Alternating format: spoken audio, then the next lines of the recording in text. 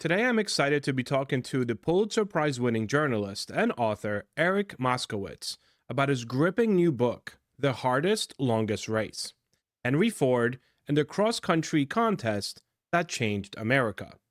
In the summer of 1909, a handful of daring drivers set out on an insane 4,106-mile journey from New York City to Seattle, the first true coast to coast automobile race in U.S. history. They battled mud, bogs, mountains, mechanical disasters, sabotage, and roads that barely existed, all to prove the future of the automobile. At the center of it all was Henry Ford and his unlikely little Model T, in a story packed with ambition, grit, controversy, and cheating that helped launch the modern auto age. I hope you guys enjoyed today's episode.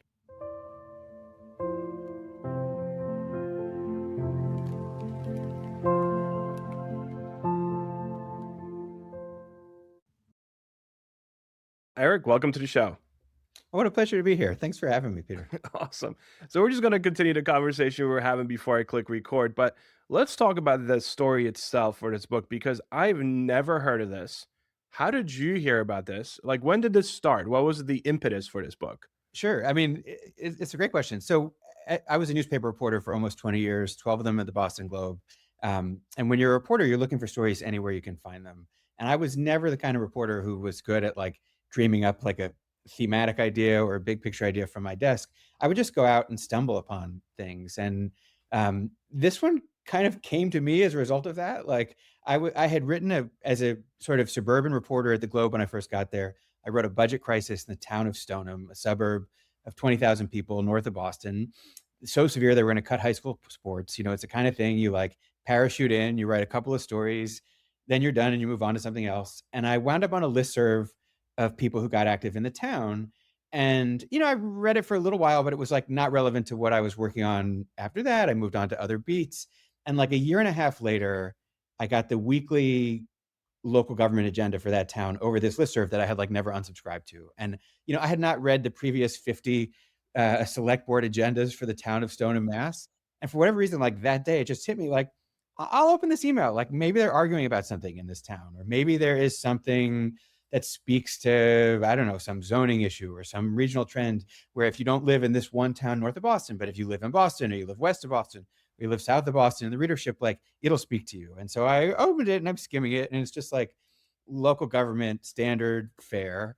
And then I get to the end and there's like, I don't know if it's a proclamation or a commendation honoring the forgotten Shawmut Motor Company, the pride of Stoneham, and the rightful winner of the like 1909 Ocean to Ocean race for the Guggenheim Trophy, which, by the way, Ford cheated to win to promote the Yeah, new yeah, Model yeah. T. And I was like, what? What? You know, like I mean, if you read that and you're a reporter and like all the like bells and whistles and lights are not going off, like you're in the wrong line of work. So I was like, wait, they built cars in Boston. They built cars in this like one random town. This car won a cross country race I'd never heard of, and Ford was involved and cheated. I was like, I need to write about this. So I wrote a 1,500 word feature, you know, like a good sized newspaper feature at the time for the 100th anniversary, because Model T enthusiasts were retracing the route. So this is a race that went from New York City to Seattle, where they were holding a World's Fair in 1909. And so they were retracing the route, and they had done that in the past on different anniversaries. But for the first time, they kind of extended an olive branch to this small town outside Boston that had built this car that was the deserving winner, but had been eclipsed by, you know, Ford's sort of sharp elbows and subterfuge. And so wrote a story, and, you know, it was, back then I was writing like 100 stories a year, but that was one that stayed with me. I thought that if I ever have time to turn this into a book, or, you know, if I had the wherewithal to do like a narrative podcast, whatever, like this could be something more. And it wasn't until 2016, I sat down with an agent. By then I had a few other ideas. She was like, what do you got? I told her my first three ideas. She was like, no, no, no. I was like, oh my God, I'm wasting this woman's time. And then she was like, well, do you have anything else? And I was like, well, I wrote this story about a cross-country auto race that Ford cheated to win in 1909 to promote the Model T. And she was like, that's a book. That's a book that I sell. So that is how I'm here talking to you today. I mean, I love that. You were that was like, out the door. the first Well, story I also. there. Right, exactly. It's like the fourth idea by then. Uh, yeah. That's awesome. And I love how Ford, like, doesn't really mention in its history going forward decades later that it was stripped, like their winning was stripped away. They're still like, FYI, we won this race." Like, Yeah, and I have, I mean, it's like, I mean, in '59 on the 50th anniversary, they like really promoted the heck out of it, and then they felt like enough time had elapsed that like we could talk about this again, and we can get into like what happened, but um, and somebody in Stoneham, like the son of the Shawmut driver, spoke up and was like, guys, and they wrote him a letter. They're like, you must be really proud of your dad's accomplishments, but like, who can really say like this was, there was a lot of controversy. What is clear for sure is that like a Ford crossed the finish first, and that is true, right? Like yeah, they yeah, got the sort of global publicity out of it. But I will say that like they had the right car for the moment, right? They there had been other lightweight affordable cars before the Model T. What is different about the Model T, it is the first lightweight affordable car that is also durable.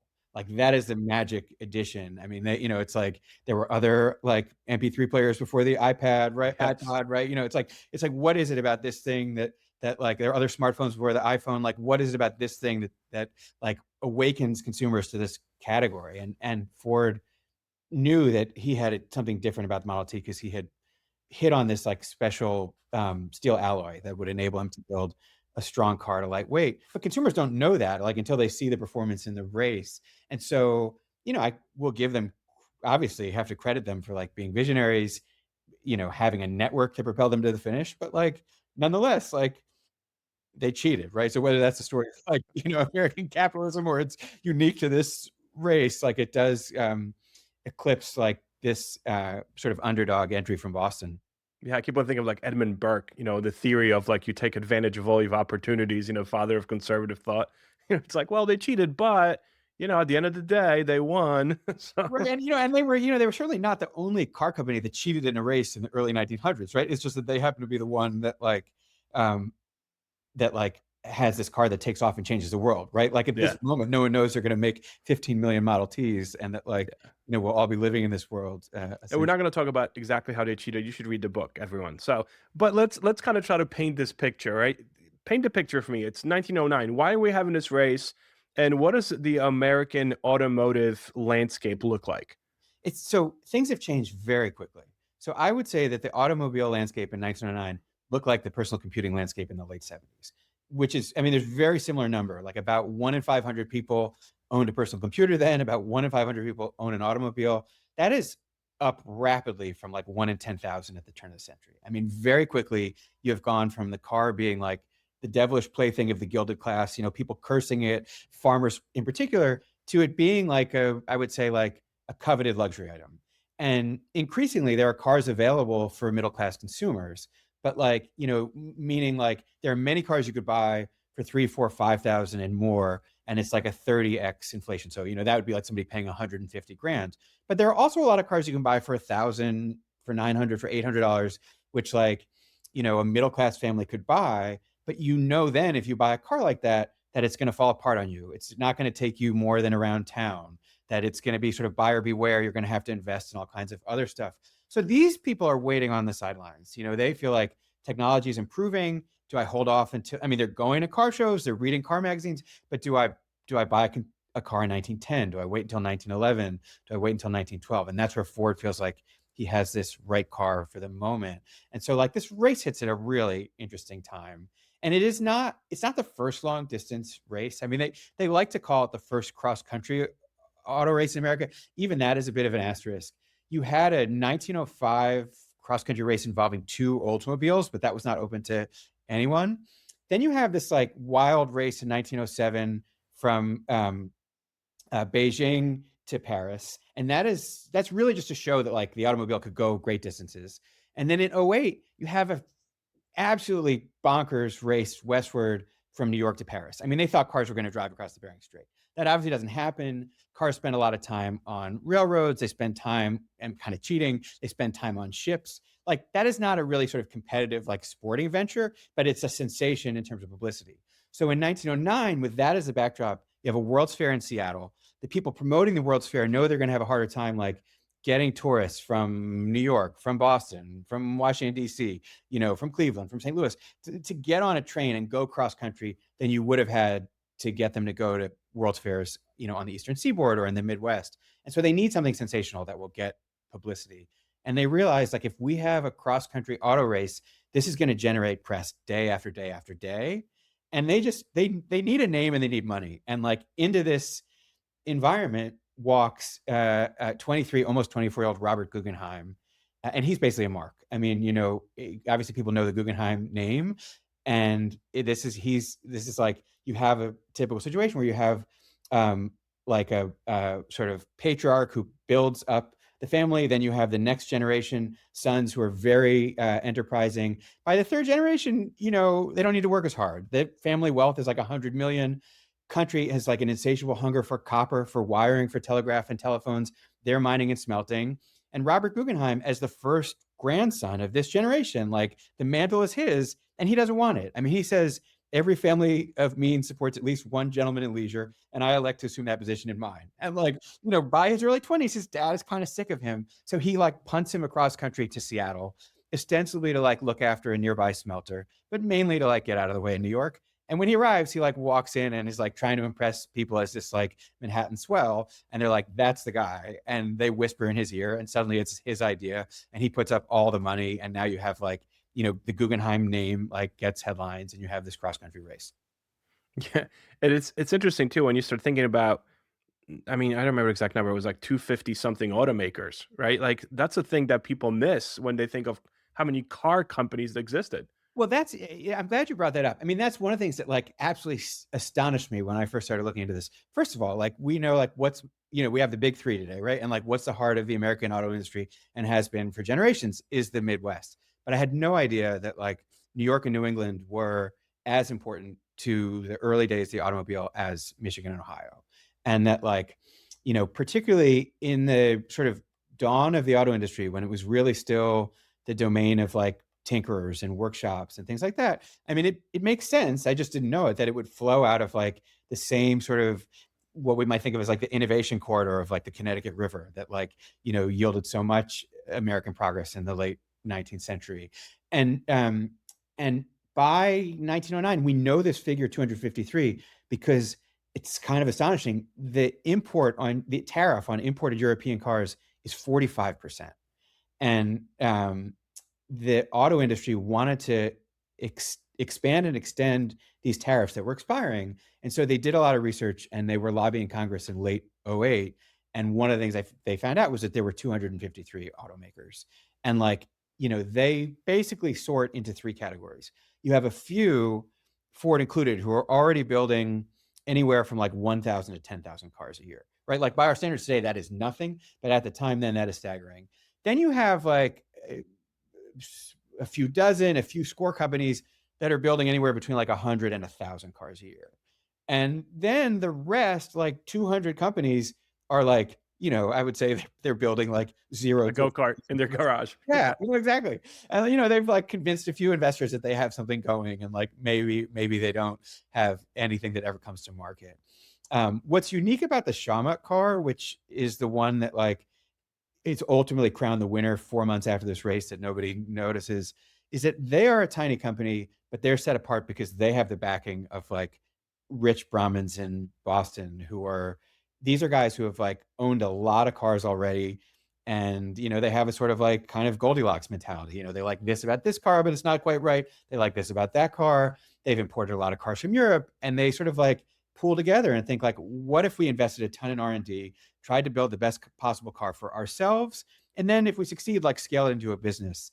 And they are pretty obsessive about it. And so that kind of sets them apart from other small automakers that are really just sort of assembling parts. And they get some good press, and then catastrophe strikes. Friday the 13th in November of 08, the factory burns down.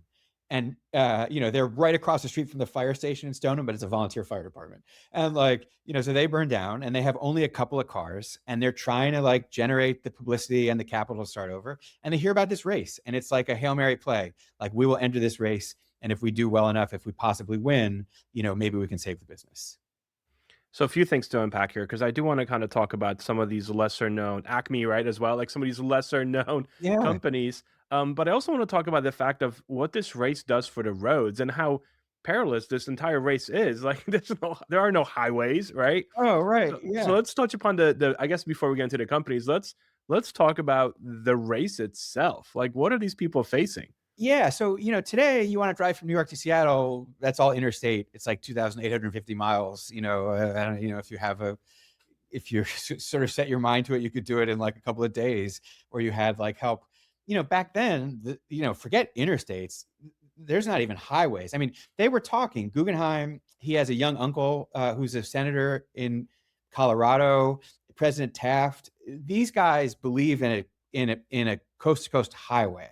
And we should clarify when we talk about this like wild vision of a coast to coast highway in 1909, they don't mean anything that we would recognize as an interstate. They just mean this is a road that you could draw a line on a map from the Atlantic to the Pacific, and that if you were driving it, you would recognize it as a road the whole way. I mean, that was like revolutionary because for most of the country, like there just aren't roads, right? You have, I would say, like roads fall into three categories. You have like roads in cities that are clearly paved. And then, you have a sort of burgeoning improvement in the bicycle boom in the like 1880s and 1890s, also around cities. And then you have like roads that bring farmers to market that are pretty rough. And then you have like old wagon trails that in many cases people are still taking. I mean, there's still people going west by covered wagon in 1909. I mean, there are not a lot of them, but like, people who can't afford to pack their belongings into a train are going west by wagon. And like, particularly in, Idaho, places like that, you are following the old Oregon Trail. Like, there's not really roads across the state. The way people are traveling is by railroad, right? Like anybody, like, you're a fool if you're trying to get around any other way. And in fact, you mentioned the Acme, and I'm struck by like how colorful the people were who were drawn to the automobile in this era. And Acme is a medium-sized company that, like, despite building a very good car, had been kind of treading water for a few years. And they have as their New York City dealer, they're in Reading, PA, but they have a New York City dealer named Auckland B. Cordner. And this guy, I mean, he was like a mining stock salesman. He just has a sort of like sensational knack for publicity. And he recognizes that like he can grab headlines if he puts an Acme limousine in service between two of the most famous hotels in the world, the Waldorf Astoria in New York City and the Bellevue or the Bellevue Stratford in Philadelphia. And so he puts into play what the press dubs the millionaires intercity express. And so like running on a loop every day, you can catch a ride from this one fancy hotel to the other. And like today, who cares, right? You get on a van, you get in an Uber, whatever, you drive yourself. But back then, like you had to be nuts to drive between New York and Philadelphia. Like good luck getting there in a couple of days. Like people had given up on that. That was something you did by coach until the railroad had come out like 2 generations earlier. So nobody is like, you have like just this incredible network of railroad and streetcar, intercity streetcar. So no one, like automobile is for recreation, right? And like good luck if you're going like, you can't rely on it to go anywhere long distance unless you have abundant time and resources. Yeah. Can you maybe talk about some of the characters, interesting characters, colorful characters that you kind of found throughout your research? You're like, oh, this is cool. Like, I'm curious about this person. Yeah, I mean, there's so many. Like, it's kind of a miracle that I ever finished the book, given how many colorful characters you trip over when you start to research the automobile in 1909. I mean, that guy Cordner I mentioned, for example, he's in the book for like a couple sentences, right? And you can't stay with a story unless you have protagonists, characters to follow. And so, there are a lot of like interesting, sort of colorful folks who come and go, but you really stick with the Shawmut car and then their Ford enters 2 Model Ts in the race. And I got very lucky in the case of the Shawmut car, that the mechanic on the car, a guy named Earl Chapin, was writing letters home to his wife, madly in love. He is missing their first wedding anniversary for this sort of risky adventure to try to save his job, and he's going to be gone for potentially up to 2 months. And so he wants her to know that he's thinking about her. And so he is, it's not like he can send her a text message or dash off an email or even like write with a ballpoint pen. Like, he is taking a fountain pen and writing either on stationery, or if he doesn't have the conditions and the time on stationery, writing a postcard. And like, first of all, God bless Earl Chapin for doing this in the first place.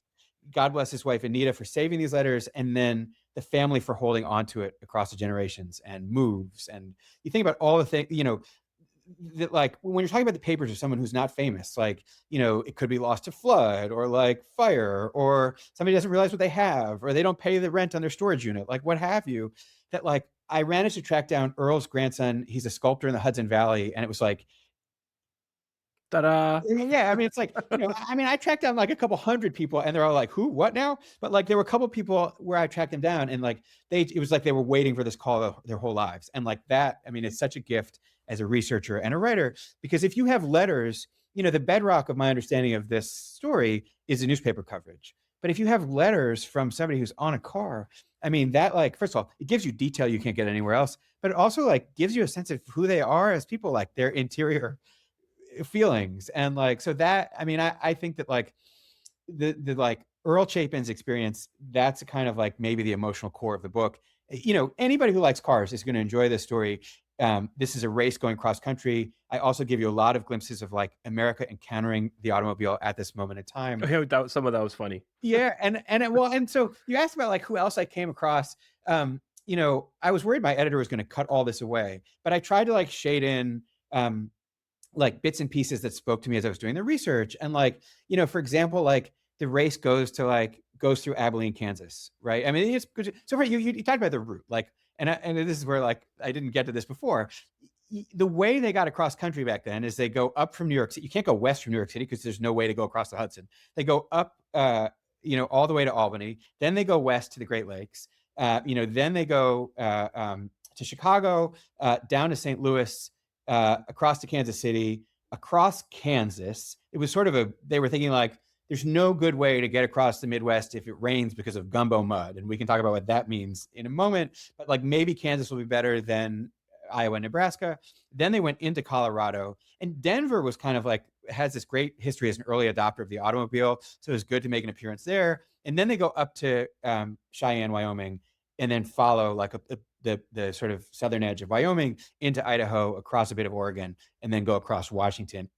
Crossing the Cascades, it's like you wouldn't want to walk across it, let alone like try to drive it with an automobile in 1909. So that is that is the route. Now, coming back to Abilene, if people know history, they may know that like that is the home of the Eisenhowers. And like, where I was trying to shade in people, and if you don't mind me just like looking at this in the book, Yeah, of course. I was like, Abilene, I was like, oh, that's where Dwight Eisenhower's from. And like, sure enough, I'm like looking at the coverage of the race in the Abilene newspaper, and like the same paper has like, a high school baseball result with like a box score or whatever, like with like Dwight and his brother, and like the week before, That's like awesome. crashed into a Yeah. fence and like cut open his head. And so, but then there was like even better stuff. So, I said, the Wheaton cattle community of 4,000 was known less for the Eisenhower brothers.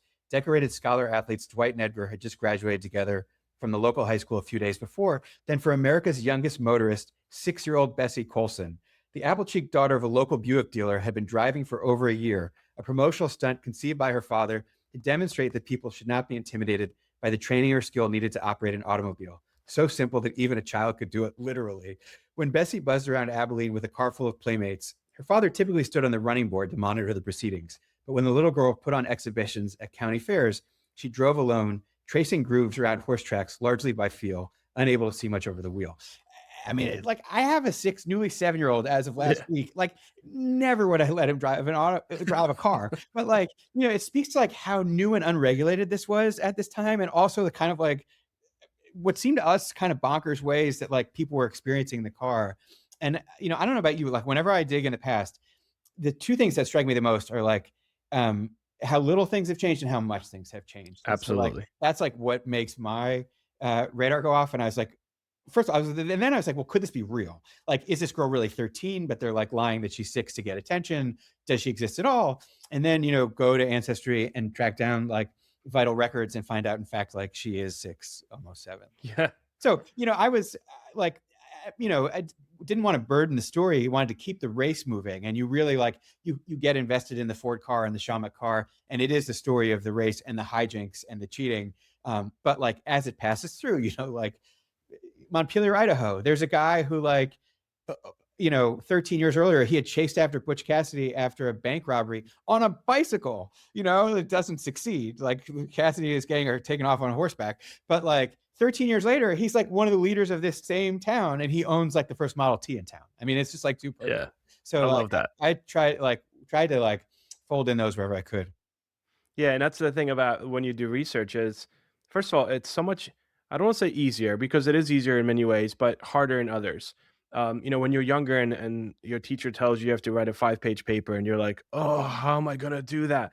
And then when you become a journalist and you're a writer, they're like, "Do this in 2,000 words." And you're like, "I can't do this in 2,000. I need 5,000." That's the opposite problem.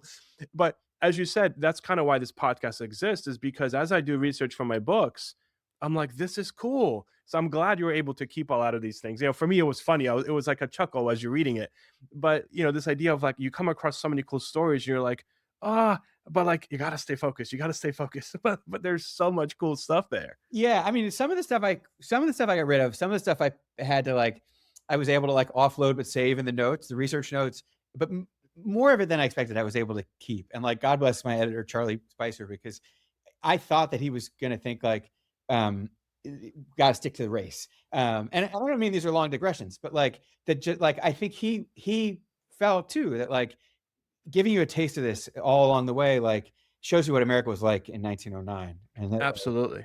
And the beauty of it too, because you're talking about reading in the newspapers and going on ancestry.com, is that I mean, newspapers.com is invaluable to me. yeah, Ancestry is invaluable to me. Like these are things that National Archives, what is it? The Internet Archive. yeah. These books that have never, that haven't been Which published. I like, started. I donate money now. I'm yeah, like, same, I same. get the thing. I'm like, here you go, take my money. Like without you, where would I be? Yeah, Like just go. I think we're lucky in that sense. I can't imagine doing research and writing a book 50 years ago. yeah. I mean, and that's Right. where like, I still did spend some time on microfilm, and it's funny you mentioned newspapers.com, like, and we can, it's kind of you to like not want to unpack all the cheating because people hopefully they'll buy the book and want to read it. Yeah. Yeah. Give you a taste, like, one of the things that happens, so there's two Fords in the race. The only way you can get across Missouri is to cross the Missouri River. You did it at that time in the city of Glasgow, kind of an old Missouri River trading post. And the only way to do it was to like get aboard a ferry there. And I don't mean like a ferry that will take you to Martha's Vineyard. Like, this is like a little raft where you could fit like one or two Yeah. cars, a couple of people surrounded by planking so you don't fall into the river. And then there's like a little motor and it takes you across. And the two Fords get there and they cross the Missouri River. And then the Shawmut and the Acme come up right behind. And they would have been with them, except for the fact that they don't have the network of guides that Ford has. So they've both kind of gotten lost a little bit that day. But they pull up, not long after the Fords have crossed. And they are on the east bank of the Missouri River, expecting this ferry on the west bank to come back and pick them up and take them across. And the ferry has just like tied up and mysteriously is like done for the day. And like Henry Ford had been there for this. Like, let's be clear, Henry Ford is not driving the car, right? He has crews to do this, but he is like popping up in places throughout the route. And he is here at Glasgow, Missouri. And like, it turns out that like the ferry operator was just like, oh yeah, propeller's broken. And like, maybe, I mean, like one, there's, I don't know, 1 in a million. What are the odds that like you take the two Fords in the race across and then suddenly you break down? But it kind of like Yeah. defies belief. Like I would say that like most people imagine that like some money had to have changed hands. And so you had to get creative. Like, how do you get across? The Shawmut ends up, ultimately backing up and driving across this like terrifying, towering railroad bridge, the Chicago and Alton Railroad, where you can like, see through the ties, like Yeah. down the river below. You like shake the wheel, get bumped, the car's going off the edge, they're all going to die. So they drive across this. They actually don't end up losing that much time, but it's like, the fact that like this seeming smokescreen or obstacle has like been thrown up in their path, like that happens in a number of places. And I wanted to gather up all the information I could, and so I'm looking for newspaper coverage. And as you know, like you find old newspapers and like sometimes it aligns, sometimes it leaves gaps, sometimes it conflicts. And like, I thought like, I need to get as close to it as possible. And at the time that I was looking, the nearest digitized coverage was like, some few counties away. And so I was, through the, Missouri Resource State Historical Society, I think, was able to get a number of reels of microfilm by interlibrary loan for Armstrong, which is like the next town, and then Glasgow itself. So, you spend like all day long, like turning the microfilm, like reading page by page, like you're straining your eyes, making copies. And like, I did that, and like, eureka, like I found like great coverage in the Glasgow papers, and even wound up back and forward, and like felt so proud of myself. Most of what I was finding was digitized, but like felt so proud of myself of that investment of time and money to pay for that. And like 3 weeks later, 3 months later, whatever it was, I was like looking for something else. And like by then the Glasgow paper had been digitized. Right. And like, it's like, and suddenly I could just like plug in a search term, and I'm like finding all kinds of additional things. So there's just like Dang so it. much has been unlocked, like Yeah. through all the digitization of Uh, I materials. was, but but some things are still, yeah, some things it's a bummer that it was so close to it. Right. Yeah. Like I just got back from South Dakota. I was in South Dakota last week doing Yeah. research. And I needed these particular archives, and they were at the South Dakota State University, and it was the only place that had exactly what I wanted, and I'm like, I'm in Jersey, so Yeah. it's like, okay, there's no direct flights to, Yeah. Brookings, South Dakota. Yeah. So I'm like, okay, how much is this going to cost? And just flying cost me $1,200. Oh yeah. It's I'm like, and my wife's like, we could just fly to Europe for that. I'm like, well, Right. no, but I have to go to South Dakota. You don't understand, Yeah. like, And there, and then you get there, and the people, I love, I love the people that do this, the archivists. They're so nice and sweet, and they help out so much. But I fly in, and I'm there for a day. It's like, and I sit through this stuff. Well, the beauty thing is, you could take pictures of everything and scan everything. So yeah. you're there for a day or 2 days, but that's like 3 weeks when you get Yeah, home of unpacking well, it. first of all, yeah, however much time it takes to unpack, but you're also doing the work there that you could have, that like ages ago would have taken someone weeks to do in that Yeah, archive, taking notes probably. by hand. Like, Yeah. but you also form relationships with the archivists, and then you can ask them questions by email, and they'll help. In this case, I spent a lot of time on 2 trips to the Henry Ford Museum, the Benson Ford Research Center, and like took, I think like 4,000 photos of like, I don't know what I'm gonna need later, but like snapshot, Yeah, put into yeah, archival boxes, and then unpack it later. In the case of like there were Colorado newspapers that aren't digitized and don't circulate on microfilm. So like, was able through History Colorado to hire a researcher to look through that there. But you always, I mean, as you know, like if you're a researcher, like you want to do the work yourself, because you end yeah, up coming fun. across something that like will spark your imagination or speak to you that you weren't expecting to find.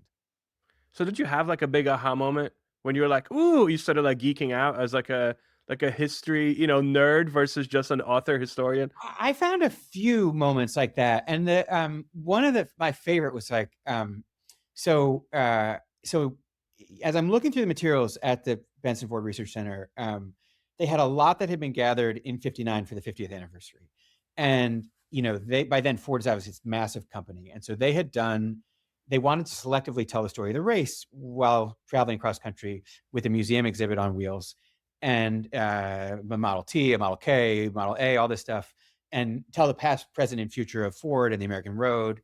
And so they were reaching out to newspapers and historical societies across the country in '59, asking them, can you send us clippings if you have them, if you possibly have photos, if is anyone alive who remembers this race coming through? And they gathered a lot, and then they used it selectively to tell the story that was in their interest in '59. But everything that they gathered was like in archival boxes. So that was a starting point for me. And they had also created a 3-ring binder of like 8x10 glossy images of photos that they had amassed in '59, taken in '09. And most of these were photos, as you might imagine, taken by like news services in the big cities, New York, the finish line in Seattle. There were some good photos taken around Cleveland. And then the like, what we would think of as like vernacular snapshots are like few and far between, but some of them have like surfaced in '59 and are included in this. And there are like astonishing photos of the race in Goodland, Kansas. And this is a small town in western Kansas, close to the Colorado border. And, like, I mean, it looks like an old West sort of kind of street front, and the street is all mud, and the cars have come in, they're sort of unrecognizable. And there's like a series of snapshots. And it's just like, I was like transfixed by these. And these had been blown up to 8x10. But I knew enough from being a postcard collector and having written about postcards that these were clearly originally taken as postcard photographs and had later been blown up. And so that made me that made me realize that there must be more photos of this race that people have been holding on to that they don't even know about, or that have circulated that like have sort of escaped notice in the years since. So I started entering like different eBay search terms. I went to a site called WorthPoint, which archives like decades of online auction data. Cause if you search eBay, you can only go back a few months. And I found on WorthPoint that in fact, actually, sometimes photos then, particularly postcard photos, the photographer would scratch at the bottom, like of the negative, what was happening, and then make and sell postcards at like, the local stationery store or something. And sure enough, like I would say like every other year, a new photo, or every 3 years, a new photo has surfaced from this race. And so I was able to find some that way that like hadn't been seen before. I also reached out to like many, through, because things are online, like reached out to different local historical societies and, Rock Springs, Wyoming. There was a great photo that like was not no one who knows the race was sort of aware of. But like most incredibly with eBay, like, I had anyone who's like tried to bid on things like, first of all, one of the search terms was Shawmut. And anyone who knows Boston history knows like there are a million things called Shawmut. That is like the sort of anglicized name of the original peninsula, the Mishomic Peninsula that the Massachusetts people had named that becomes Boston. And so like there's businesses named Shawmut, there's places named Shawmut, whatever. Like, so you're searching for Shawmut on eBay and there was just like so much noise.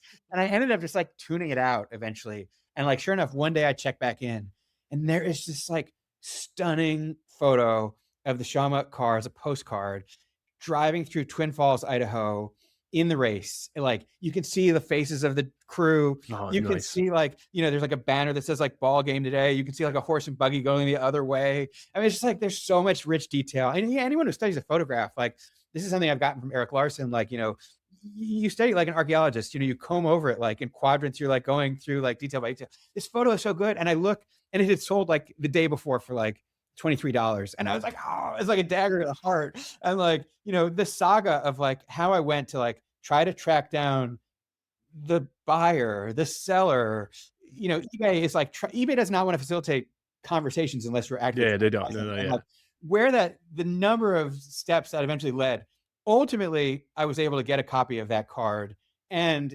found like the world's leading expert on like Idaho in 1909. I mean, all as a result of like this missed auction.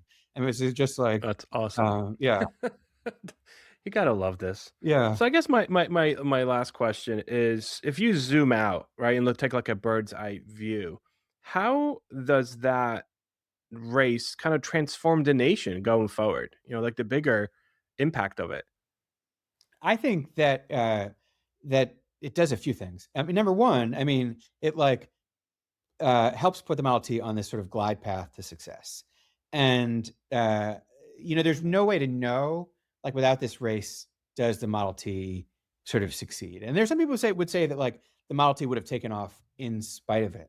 But I really feel like this is an overlooked, very important overlooked ingredient in the Model T's rise, particularly because both Ford and then local dealers, even after they get caught cheating, in a way that is now clear to us because of digitization, we're advertising day after day, week after week. You too can own the car that won the New York to Seattle race, the hardest, longest race ever run, that defeated cars weighing several times as much, more powerful, costing several times as much. Like you can own this car. I mean, this is the template for the car commercials of the future. Like, look at this little car. It crossed mountain ranges, deserts, mud bogs, canyons. Like you won't need to try this at home, but in case you do, you can have this car and you can have it for just $850. And like that is sensational. And like, and I feel like this race helps propel the Model T. So that is one thing. And then the Model T, like, many sort of dominoes fall into place. Like, it goes on to sell 15 million cars. Henry Ford becomes as famous as any American who's ever lived. This is a moment where like Henry Ford is not yet that famous. Like he is still mistaken in the press sometimes as Harry Ford, JC Ford. That's like kind of stunning to me. And then it's also, one of a few sort of cross-country voyages at this time that help shine a spotlight for the country on the fact that like the road system was like atrocious, right? Like, and that for the first time, maybe state governments should start to invest and perhaps even the federal government. And so it really, I think, is an inflection point for the country as this sort of automobile is moving through its adolescence and is proving that it's here to stay. and the country's about to come along with it. Eric, thank you so much for a great interview. This is such a great story. I can't recommend the book more. And thank you for taking the time. My pleasure. Thank you so much for having me.